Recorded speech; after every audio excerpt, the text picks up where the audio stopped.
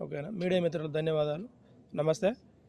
ఈరోజు ఈ కోదాడపట్నంలో జరిగినటువంటి పోలీస్ స్టేషన్లో జరిగిన లాకప్ డెత్, కస్టోడియల్ డెత్ జరగడం కాబట్టి గతంలో 4 రోజుల నుంచి రిమాండ్లో ఉంచి ఆ వ్యక్తిని 5వ రోజు శవంగా బయటకు పంపించిన ఈ కోదాడపట్నంలోని సూర్యాపేట జిల్లా ఎస్ఐ కానీ సిఐ కానీ చేసిన నిర్వాకానికి విరుద్ధంగా నిరసనగా మేము హాలియా మండలంలోని డాక్టర్ విశ్వనాథన్ మహారాజ్ నాయకత్వంలో ఇక్కడ రావడం జరిగింది.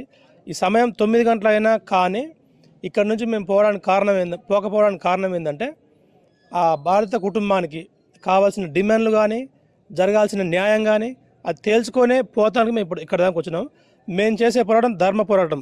కాకపోతే ఈ కోదాడపట్నంలో అర్థమైన మాకు విషయాలు ఏంటంటే రాజకీయ పార్టీలతో పాటు అతనికి వ్యవస్థలో ఉన్న పోలీస్ వ్యవస్థ చేసిన అన్యాయానికి ఇప్పటి వరకు కూడా పోలీస్ వ్యవస్థ కానీ రాజకీయ పార్టీలు ఏమాత్రం మాకు రెస్పాన్స్ ఇవ్వలేదు.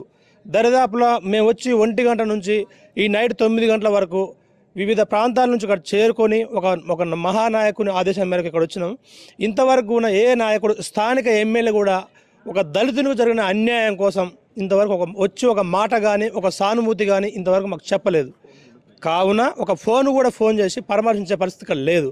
కావున ఈ రాష్ట్రంలో జరిగే పరిణామాలలో దళితులపైన ఈ విధమైన కుట్రలు ఒక తర్వాత ఒకటి జరుగుతుంది. కాబట్టి ఈ వ్యవస్థ, ఈ ప్రభుత్వాలు అగ్రవర్ణాలకే సపోర్ట్ కానీ ఆ అట్టడుగు వర్గాలకు సపోర్ట్ లేవు.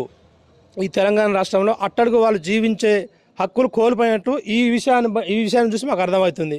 కాబట్టి ఈ దళిత కుటుంబంలో పుట్టిన వ్యక్తి అతడు మరణించి ఇప్పటికి 4 రోజులైనా కానీ ఈ కోదాడపట్నంలో ఉన్నటువంటి ఎమ్మెల్యే గారు కానీ ఒక ప్రజల ఓట్ల చేత గెలుపొంచబడిన ఎమ్మెల్యే గారు కూడా ఇంతవరకు వచ్చి కనీసం ఒక సానుభూతి కానీ ఒక సహాయం కానీ చేయనటువంటి ఈ ఎమ్మెల్యే అదే దళితుని ఓట్లు అడిగేటప్పుడు వస్తుంది కానీ మరి చనిపోయినప్పుడు పరామర్శించే అధికారం మాకు లేదా? అసలు ఆ మానవత్వం లేదా అని మేము ప్రశ్నిస్తున్నాం ఈ మీడియా ద్వారా. కానీ మీడియా మిత్రులారా, తెలంగాణ సమాజం, తెలంగాణ రాష్ట్రంలో బీసీ ఎస్సీల కోసం కొట్లాడుతున్న ఒకే ఒక నాయకుడు విశ్వనాథన్ మహారాజ్ ఆధ్వర్యంలో ఈ ఉద్యమం మేము చేపట్టినాం. ఇప్పుడు కాక అతనికి మేము కోరుకున్న డిమాండ్లు 50 లక్షల ఎక్స్గ్రేషియా కానీ అతని తల్లికి ఒక చిన్నపాటి ఉద్యోగం కానీ ఇమ్మీడియట్గా ఎస్ఐ మీద కేసు నమోదు చేయడం కానీ నెక్స్ట్ ఎస్సీ అట్రాసిటీ కేసు నమోదు చేయడం కానీ ఇవేం చేయకపోతే తెలంగాణలో ఉన్నటువంటి 12,500 గ్రామాలు విశారదన్ సాదృత్యంలో ఈ కోదాడపట్నం సరిపోదు. ఎలాంటి సెల్లు సరిపోవు, ఎలాంటి పోలీస్ వ్యవస్థ, సగం వ్యవస్థ మాకే పనిచేయాలి. గతంలో కూడా దళితులపైన అనేకమైనటువంటి ఇట్లాంటి జరిగినటువంటి మరియమ్మ సంఘటన, అవునవును, గిరిజనుడు సీను నాయక్ పైన కూడా మూత్రం దాపించారు. ఇంకా చాలా సంఘటనలు ఇక్కడ సూర్యాపేట, నల్గొండ జిల్లాలో జరిగినాయి. బ్రదర్, ఇప్పుడు ఈ కుటుంబానికి న్యాయం జరుగుతుంది అనుకుంటున్నారు? ఖచ్చితంగా న్యాయం జరిగేంత వరకు మేము ఈ తెల్లవారులు కాదు, ఇప్పటికి 4 రోజులు శవం ఉంది కానీ ఇంకా 3 రోజులైనా ఉంచుతాం. చనిపోయిన వారు రాడెట్లాగా, కానీ మా డిమాండ్స్ ఏందో మేము పరిష్కరించుకుంటాం. తెలంగాణ వచ్చిందంటే తెలంగాణ సామాజిక తెలంగాణ అనుకున్నాం. కానీ తెలంగాణ రాజరిక వ్యవస్థ తెలంగాణ అయిపోయింది. దొరల గడిలో ఉండే తెలంగాణ అయిపోయింది. మాలాంటి సామాన్య మానవులకు, మాలాంటి దళితులకు ఎలాంటి అవకాశాలు లేకుండా అనగదొక్క పరిస్థితి అయింది. ఓట్లు కావాలి అన్నప్పుడు మా ఇంట్లో చుట్టూ తిరిగిన ఎమ్మెల్యేలు చనిపోయిన వ్యక్తి ఒక తల్లి రోధిస్తుంటే అనాథ కుటుంబాలకు అదే ఓటు వేసుకున్న ఒక ఎమ్మెల్యే ఇంతవరకు ఒక పరామర్శ కానీ ఒక ఫోన్ కాల్ కూడా లేదు. తెలంగాణ రాష్ట్రంలో జరుగుతున్న మొత్తం వ్యవస్థ ఇదే సార్. ఈ విధంగా మమ్మల్ని అనగదొక్క ప్రయత్నం చేస్తున్నారు. దానికి తగిన బుద్ధి ఇంకొకసారి ఓటు కోసం వచ్చినప్పుడు తగిన బుద్ధి తెలంగాణ రాష్ట్ర వ్యాప్తంగా నాట్ ఓన్లీ కోదాడ తెలంగాణ రాష్ట్ర వ్యాప్తంగా తగిన బుద్ధి చెప్పే క్రమంలో మా విశ్వనాథన్ మహారాజ్ సార్ ఆధ్వర్యంలో మేము నడుస్తున్నాం. చాలా వేల సంఖ్యలో, లక్షల సంఖ్యలో మేము ఆర్గనైజ్ అవుతున్నాం. వాళ్ళకి ఏ విధంగా గుణపడని చెప్పాలో ఆ విధంగా గుణపడని చెప్తాం. ఎట్లా చెప్తాం?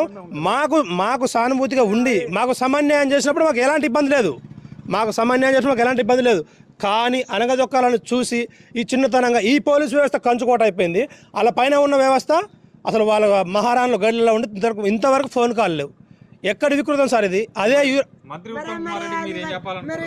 మొత్తానికైతే మంత్రి ఉత్తమ్ కుమార్ రెడ్డి ఏమంటారంటే దాదాపుగా కోదాడ కానీ హుజూర్నగర్ కానీ మొత్తం కోదాడ హుజూర్నగర్ నా కాన్స్టిట్యున్సీ, నా పిల్లలని చెప్పేసారు సార్. ఉత్తమ్ కుమార్ రెడ్డి సార్ వినండి, ఈ దళిత వాడలో జరిగినటువంటి ఈ మర్డర్ కేసు కానీ ఈ చావు కానీ పోలీస్ కస్టడీలో చనిపోయిన వ్యక్తి 4 రోజులు కస్టడీలో ఉంచినప్పుడు తన తల్లిని కానీ తన పక్కన ఉన్న వాళ్ళని ఎవరిని కూడా పంపేయలేదు చూస్తానికి పంపేయలేదు. ఏదో కేసు, ఆ కేసు ఏదో తెలుసు మీకు, అది ఎట్లా అయింది, అతని పైన ఎవరుండ్రో ఆ కుట్ర లేదని తెలుసు. సామాన్య మానవుని బలి తీసుకునే కాన్స్టిట్యున్సీ ఉత్తమ్ కుమార్ రెడ్డి గారి కాన్స్టిట్యున్సీ. చెప్తున్నా, సమన్యాయాన్ని గమనించండి. మా పైన దాడులు ఇక చెల్లవు. ఇంకోసారి మీరు రాజకీయంలో ముందడుగు వేయాలంటే, రాజకీయంలో పరిపక్వతగా మీరు విజయవంతంగా ఉండాలంటే ఈ సమాజం మాకు కావాలి.